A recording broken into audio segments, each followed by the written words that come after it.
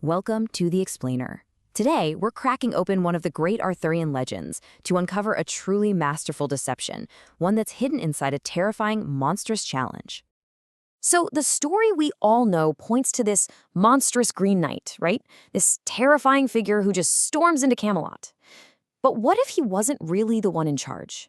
What if the true architect of this whole affair was someone far more cunning, hiding in plain sight the entire time? These are the words of the sorceress Morgan Le Fay, King Arthur's own half-sister. You see, to her, Camelot wasn't some shining beacon of virtue. It was a gilded cage. And as we're about to see, she was the true puppet master here, pulling every single string in this incredibly elaborate game. All right, so let's really dive into her scheme, because this was so much more than just a monster showing up to start a fight. This was, from start to finish, a meticulously crafted psychological experiment. Morgan's main goal here wasn't to cause chaos, it wasn't even just to scare the court. Her motive was to run a calculated test. She wanted to hold up a mirror to their souls and find out if their famous virtue was the real deal or if it was all just a performance.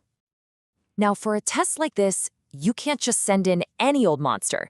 No, she needed an agent, a participant who could play two very different parts.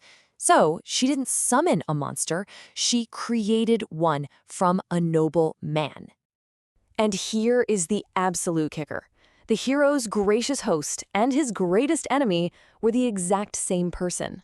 Lord Bertilac, the man who welcomes Sir Gawain into his home with open arms, is also the giant emerald-skinned knight who demanded his head a year earlier. This confirms her total control of the situation.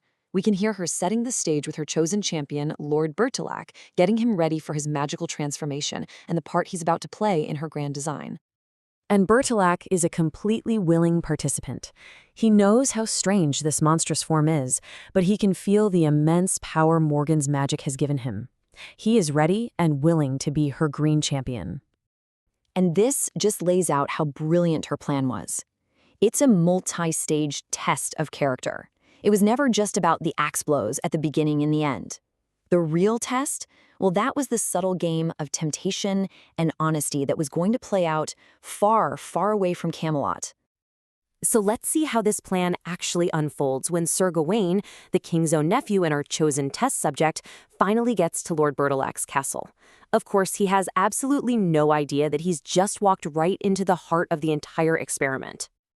And you better believe Morgan Le Fay didn't just set her plan in motion and leave. Oh no, she stayed right there in the castle to personally oversee every single detail, making sure her scheme unfolded exactly the way she wanted.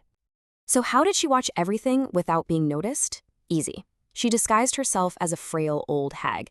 This gave her the perfect cover to be a constant unseen presence. She became the silent judge of Sir Gawain's every word, every move, and every single hesitation. Okay, so this table illustrates the real core of the test, a game they call the exchange of winnings. Each day, Bertilac goes hunting in the woods, while his wife hunts Gawain in the castle. At night, the two men have to trade whatever they've won. For 2 days, Gawain plays along. He upholds his end of the bargain.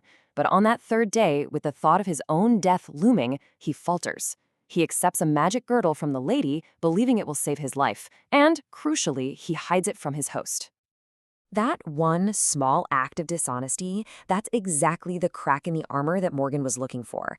The game now rushes towards its end, at the Green Chapel, where all the pieces of this bizarre puzzle are finally going to click into place for our hero. And in these final, absolutely shocking moments, the whole truth just comes pouring out.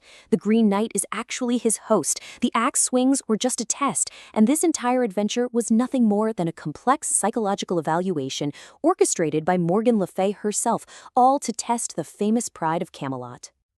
So, the ultimate takeaway is this. The beheading game, the long journey, all the temptations, the fear, they were all just carefully chosen props in Morgan's elaborate experiment. She wasn't holding up a sword to them, she was holding up a mirror. And that leaves us with a final question to think about. Gawain wasn't perfect. He failed the test, even if it was in a small way. So was Morgan right? Did she find the fatal cracks in their polished armor? Or did Gawain's ultimate survival and his shame prove that the ideal of chivalry, while maybe not perfect, was still worth fighting for? That's for you to decide.